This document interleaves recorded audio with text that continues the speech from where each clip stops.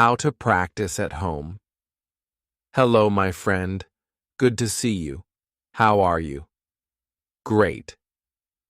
So, listen. Today I am going to give you lots of ideas about how to practice speaking English when you are alone at home. Home Alone sounds like a film. Are you ready? Let's do it. Hello, and if you don't know me, my name is Connor. I run the channel Bookish 24/7. So listen, today we're going to be looking at how to practice speaking English when you are alone at home. It's not so easy for many people, right? Because maybe you don't have any native English speakers in your city. Maybe there are no tourists that you can go and harass. Maybe there are no groups locally where you can go and chat and speak English. And maybe you're not ready to go on Skype and try to find some random English person to chat with. Somebody you don't know. I mean, that can be quite hard, especially if you're a little bit shy like me. So, what I want to do today is share with you lots of ideas about how you can practice speaking when you're on your own at home. Alone, right? Good. Now, if you do know me, you may be thinking, what's that strange orange block over there? That wasn't there before. True. And this is my meditating mat. Sometimes I sit and meditate on it. Sometimes I don't. I'm just tidying at the moment, so I couldn't find a place to put it. So, right now, it's over there. Okay. The truth about speaking is that, yes, you can watch videos, you can watch films, you can listen to podcasts. All of that is great. But at some point, you need to start speaking. You can speak on your own, but also, later, you'll need to start interacting and practicing speaking with people. But that's not always easy to do. And so, right now, today, I'm going to focus on some really practical, simple activities you can do when you're on your own at home to start practicing speaking. So, the first technique is called speak into the mirror, and this is really useful, but it's really, really simple, right? It's easy because you can do this first thing in the morning when you're brushing your teeth, or, well, you can't speak and brush your teeth, but just before you brush your teeth and in the evening before going to bed when you wash your face. What do you mean you don't wash your face in the evening? Why not? My mother always told me, make sure you wash your face, clean behind your ears, wash your neck, scrub your neck. Yeah, wash your face before you go to bed. It takes all the dust and pollution off your face, apparently. Anyway, that's a great time that you can do it. And this is good because the key to learning and preparing for anything is habit, right? And if you can attach your learning to an existing habit like brushing your teeth or washing your face, then it makes it much easier. Now, I used to do this when I was learning Chinese. In the morning after brushing my teeth, I would just have a few sentences talking about what I'm going to do today in the future, right? Speaking Chinese. Today I'm going to go to the park. I need to go to the supermarket. I'm going to buy some vegetables. I'm meeting Jack at 6 o'clock. I might go to the cinema. All in the future. Brilliant. And then at the end of the day, you can talk about what you did or what you have done, right? Today, I went to the park. I played football. I went shopping. In the end, I've done a lot. It has been a good day, right? Past tense, present perfect as well. So you can see, it's actually great to practice different tenses. It's a bit like writing your diary at the end of the day, right? which is also a great way to practice writing. But this is speaking in front of the mirror. It's nice. It's reflective learning in many ways. Okay, moving on. The next one I call collocation fun. Right. Collocations are words that are often used together, right? Like we talk about heavy rain in English. We don't say big rain. Today there's big rain. No, there is heavy rain. So these are collocations. Collocation fun is where we're going to practice speaking using a very common teaching method, really based on the task-based approach to teaching. And it's based on prepare, practice, present. So we'll be preparing the words, the collocations, practicing sentences, and then presenting a whole talk. Okay, now, the reason I suggest doing this in front of the mirror is that actually there are great benefits to talking to a mirror, right? First of all, mirrors don't answer back like young children or wives, but apart from that, right? When you're speaking in the mirror, you can look at your mouth and you can see the kind of movements that you're making, which is great, right? It's useful for pronunciation. You can also check your body language. You may be surprised to see that you speak like that without ever moving your arms, or that you suddenly realize that you're doing this all the time. That's fine, but being aware of your body language can be quite good. And also, you feel like you're talking to someone, right? Many people I know, and this happened to me, practiced for a long time with a book, and when I went to speak to somebody in the foreign language, it was like a shock seeing this face in front of me. Oh my God! But practicing with the mirror, you get used to a face in front of you, right? So, it does help. So, let's look then. Prepare, practice, and present. Preparing. What I suggest you do here is take a topic. A recent topic we were studying in the live lesson was science, right? And then get some collocations. You can use your course book if you want. You can get onto the internet. You can go to my channel and watch other content, like How to Learn English, My Struggle to Learn English, and others, etc. This one's called 24/7 English, and in here, right, you've got free video lessons you can go through. The free video lessons are there, and there is a recent one on how to learn English, so you can just listen, right? Download the video. Yeah, we want to download that and then find in there all the collocations. Look, you've got the notes here, and here you've got collocations, you've got idioms, you've got loads of stuff. What I would do is I would take maybe 6 or 7 collocations or idioms, like exact science, it's not rocket science, to be on the same wavelength, and that's the preparation, right? That's step 1. Step 2, in front of the mirror, just make a sentence with it, right?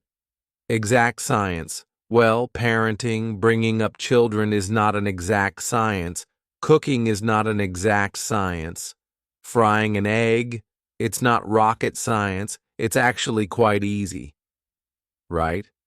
And then I'm just practicing sentences here. And then, in the end, after practice, present. I take one of the old Part 2 questions around science, maybe something like, describe an area of science you're interested in, and then start to talk about it for maybe a minute, and try, if possible, to use some of these phrases and sentences, right? So, you may say something like this. Describe an area of science you're interested in. Well, okay. I guess an area I'm interested in actually is cooking, and I know it's not an exact science, but I guess it's a branch of science, a branch of food science, maybe, right? And I am interested in the science behind cooking. I think it's very interesting. I know with cooking, when you heat things up, they change, and when you mix different things, like sugar and vinegar, you get different levels of acidity, and chemical reactions happen. So, I think it's really interesting, right? I think chefs and scientists are really on the same wavelength because they're trying to experiment, discover new things, whether it's cooking or new dishes, things like that. I know cooking isn't rocket science, but I am interested in how it works. And so, yes, although it's not a hard science, I think it's an interesting area of science for me. So you can see what I'm doing, really, here is not giving a perfect part 2 answer. I'm just trying to activate and practice some of these expressions that I've been learning. And that's it, really. So that's it. It's great because preparing the collocations, practicing the sentences, and then presenting a talk is a really tried and tested method. Doing it in front of the mirror is great. You get everything. You get the contact with somebody, but you can see yourself, you can monitor yourself, and it's really, really effective. Collocation fun. Great. I want to go and do it. It sounds like so much fun. I'm going to do it again right now. I'll be back in a moment. And next up is practice with short audios. Now, I am a big fan of extensive listening, right? Listening to podcasts and films, that's great. But when it comes to speaking, I think short audios are much better. They are bite-sized chunks. They're easy to use, and your concentration is shorter for shorter periods of time. You can work with, for example, recorded sample answers. There are many websites that have those. Not written. It must be recorded, right? You want to listen and then speak. There's a tool that I've talked about in the past to many of the students here. It's called LingQ. And I like it because it's full of short audios that you can use to help start speaking, and it's free. I mean, there is a paid version, but you can get lots of stuff for free, which is great here. So, let me show you, first of all, how that might work. So, this is LingQ. Okay? I'm not going to explain how it works. You can find that out once you kind of sign up for free. But basically, there's a library. You choose your level here. So let's say I'm going to go intermediate, and you can choose, down here, different audios to listen to. I've got one of my previous lessons here about sport that I will open up. And let me just show you briefly how it works. We'll just focus on the bit on the left. Okay. Let's try. Hello, Steph. Hello, Steve. Nice to see you again. Nice to see you again. So, what I want you to focus on first is, as you listen to the sentence, pick out the stressed words. Nice to see you, like to chat a bit about your interest in sports. Chat, interest, sports. Sure, you lived in Japan for quite a few years, I think. Lived in Japan. Years, I think. Right? About 9 years? And 9 years. Okay. So you can see I'm just doing the word stress. And also, you can pick out chunks or phrases that you like, or that sound interesting. Years. And I think you lived in different cities. That's right. I lived in Sendai for 4 years, which is a little bit north of Tokyo. A little bit north. A little bit north. That's interesting. Which is a little bit north, right? Not in the north. Not located in the north. It's a little bit north of nice Tokyo for 4 years. And then 1 year down south in Shikoku. Down south, interesting. Not in the south. Down south. Okay. And did you play any sports when you were in Japan?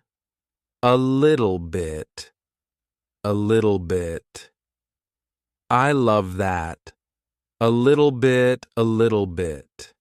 Played a little bit of soccer. I played a little bit of soccer. A little bit of soccer.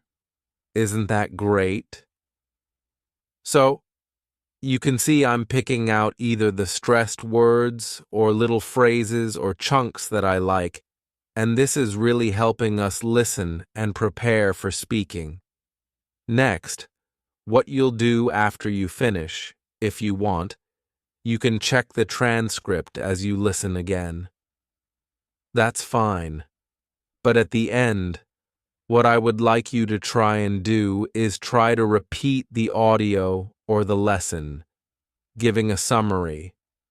So repeating it with your words, not reading, not listening. In fact, you can just close that and focus on your own words, right? Oops. And then after you've done that, and you've done a bit of practice, you could then try to retell the lesson or the story and record yourself. If you're not sure, you can use mobile apps to record your voice.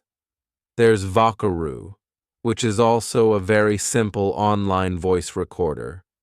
Recording yourself is great because it puts pressure on you, and that, my friend, is good. Also, you can then, once you've listened back, go and compare to the original lesson or story with the transcript and see if it's different. Did you make a mistake? Instead of saying a little bit of football, did you say a little bit football? Or did you use different collocations, right? Instead of individualized sports, did you say personal sports? Something different? That noticing, again, puts pressure on you, which is great. And it also helps you notice. Noticing language is a kind of feedback, which is essential to improve. So that's it. Practice with short audios. Right, the next one is really fun, and it's about imitating your favorite English-speaking actor or actress. Okay, so here, when you watch a film in English, take some of the actors that you really like and pretend to be them. Right? So you're copying their body language, their gestures, their facial expressions, their accent, their voice, their words. You're copying everything. Why does this work? Because it's all about identity. A key part of language learning is your identity as an English speaker, and as students, we often have a mask, or we can create a mask, that we hide behind when we speak a foreign language. And this can be very, very helpful to reduce anxiety or stress, especially if you're shy or you don't want to be embarrassed about mistakes and not speaking correctly. When you have this mask to hide behind, it doesn't matter because you're being somebody else, and it's great fun to do this with actors and actresses you like. Let me show you a very, very simple example. There's a great actor called Rowan Atkinson. You may know him for Mr. Bean, but he plays a myriad of characters, and one of the recent ones is Johnny English, right? Let's have a look at Johnny English. I'm not sure. Let me clear up the uncertainty for you. You have it? Let me clear up the uncertainty for you. You haven't, right? So, it's about taking the character, trying to do the voice, and the whole body. You become that character, and you can do that when you're practicing speaking on your own, right? You probably don't want to do it when you're out and about at the shops or speaking to foreign people. Like, hello! They'll think you're Johnny English. They'll think you're mad. But when you're having fun at home, it can be a great way to practice. So that's it. Imitate your favorite English-speaking actor. The next one is to send audio messages, right? Now, when you're using Facebook, WhatsApp, or other social media platforms that have a chat facility, often we send text messages. You probably send them in your own language, but you could think about sending them in English, right? And go a step further. Send an audio message rather than a written message because that will be practicing your English. Okay? You can do this if you have some friends who maybe speak English or family members. You can have a bit of fun with them, practicing sending messages to each other in English or any other language, right? I mean, we do this sometimes. It can be quite fun to do. And the great thing about sending audio messages is it's not like a live phone conversation where the pressure is there. You have time to prepare, to think about what you're going to say, to record it, and if you don't like it, delete it and record it again. But it doesn't have to be perfect, right? It's just about practice, not perfection. Practice. So, sending audio messages is a great way to do it. Next up, imitate the English foreigner. Now, I'm sure most people can imagine or know how English people speak your language, right? If you've got tourists, or you've met people from other countries who speak your language, how do the English people speak your language? Right? Take that sound, that accent, and start to use it. So, for example, let's imagine I'm Spanish, right? And I'm thinking, so how do English people speak Spanish? Right? They don't speak perfectly. They speak with an English accent. Right? So the Spanish person would try and speak Spanish with the English accent, right? And then switch to English, but keep that accent. Hello, how are you? I'm fine, thank you. Can you hear that? The same pronunciation and accent. It's easy to switch, and suddenly my English sounds English. It sounds great, right? That's it. I'm doing an example with Spanish, but you could do it with any other language, right? Think how English people speak your language with that accent, and then switch to English, keeping that British accent, or English accent, or American accent. It really can be quite useful and fun to boot. Great. Now the next idea is shadowing. Of course, a shadow, right? If the sun is shining down on the floor behind you, you have a shape the same as you, right? Dark. That's your shadow. The sun leaves a shadow. You leave a shadow.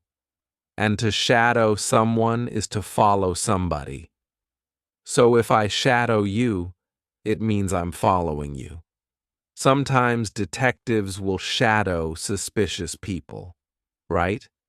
Now, in language, when we shadow somebody, it can be just to repeat them, but you're very close behind them, right? Remember, wherever you go, your shadow follows very closely.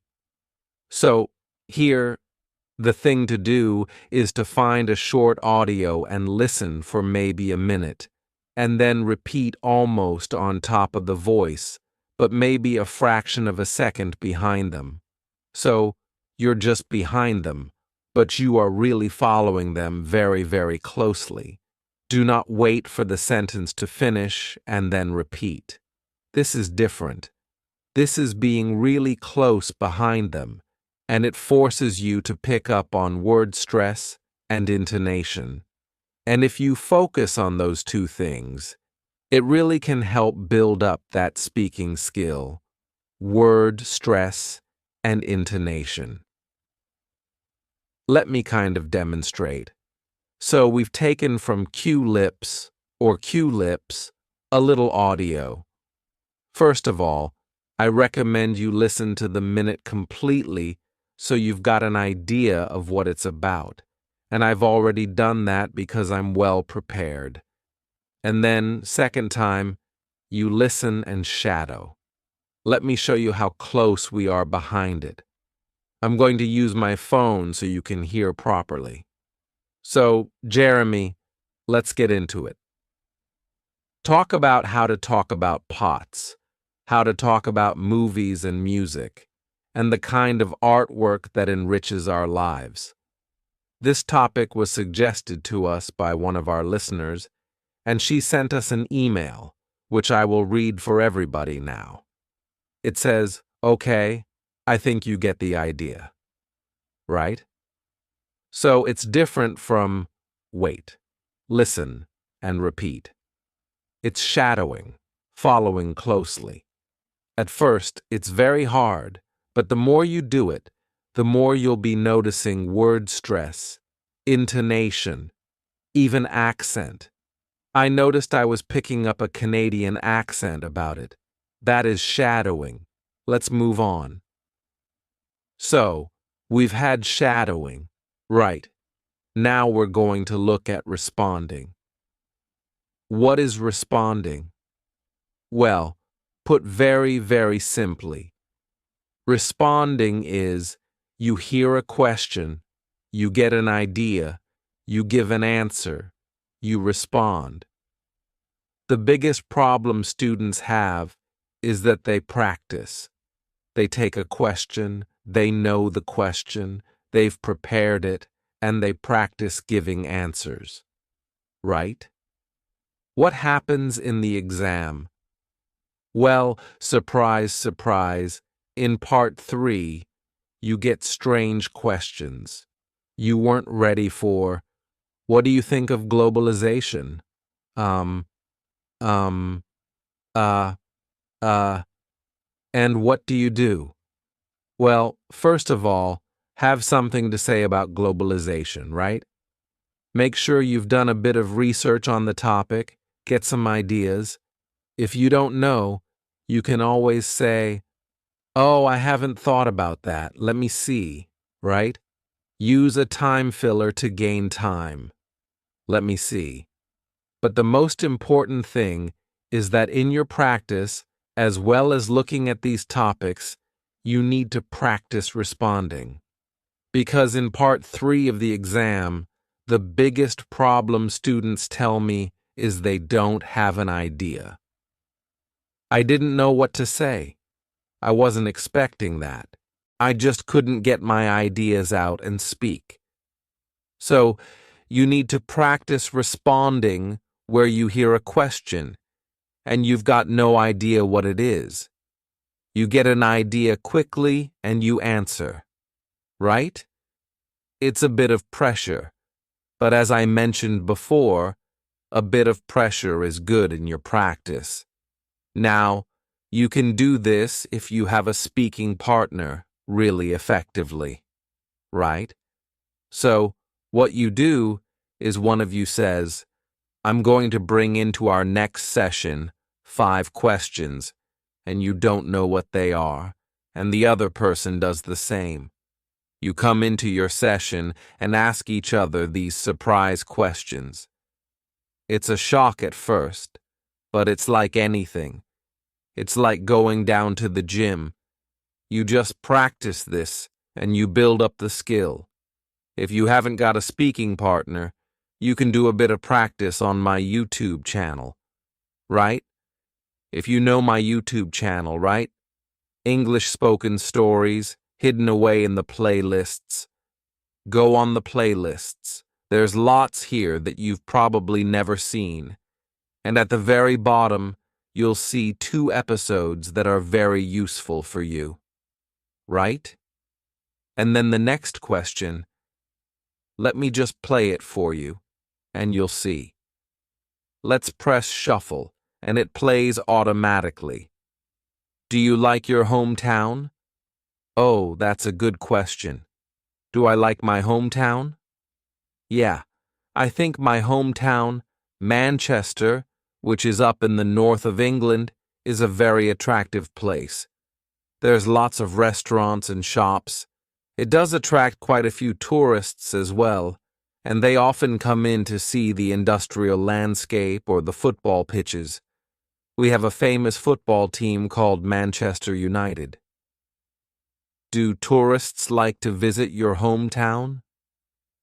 Yeah, there are quite a lot of tourists who come to visit my hometown. So you see what's happening, right? It's just automatically asking me the next question, and I practice responding because I don't know what the questions are. It's shuffle random. So, you can practice this. You can also make your own, right? Set up your own YouTube channel. Don't worry about people finding it. They rarely do. And you just put some questions up with a gap for the answer, and then shuffle. And Bob's your uncle. Fantastic. That's it.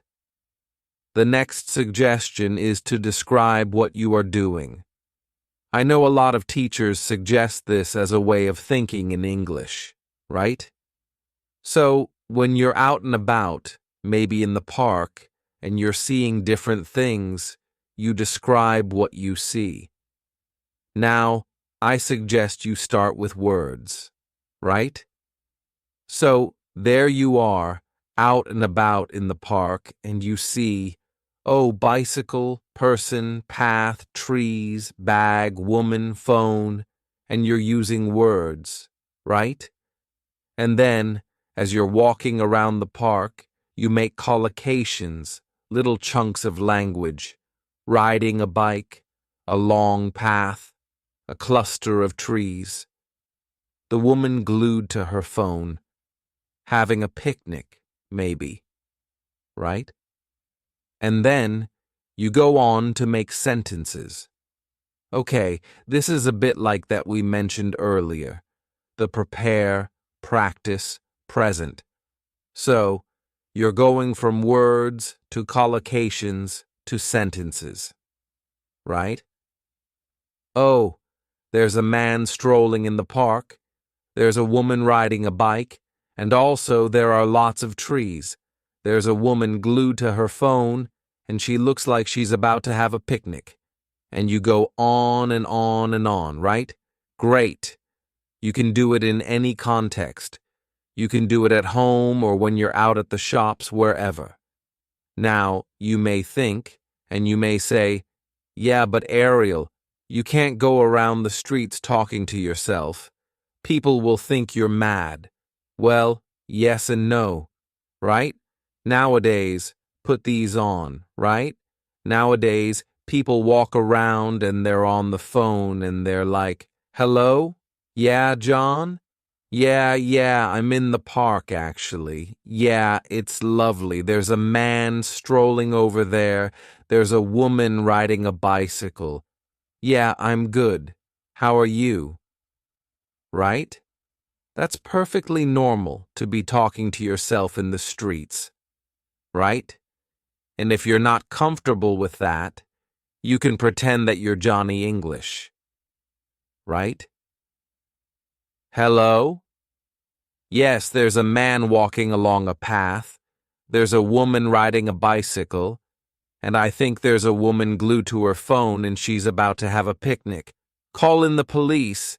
Get Johnny English. Pretend to be a spy. I don't know. It's very, very normal. But the key is speak out and go from words to collocation to sentences. Great practice. You can do it at home as well. I mean, I'm talking about getting some fresh air. Nowadays, that's not so easy, right?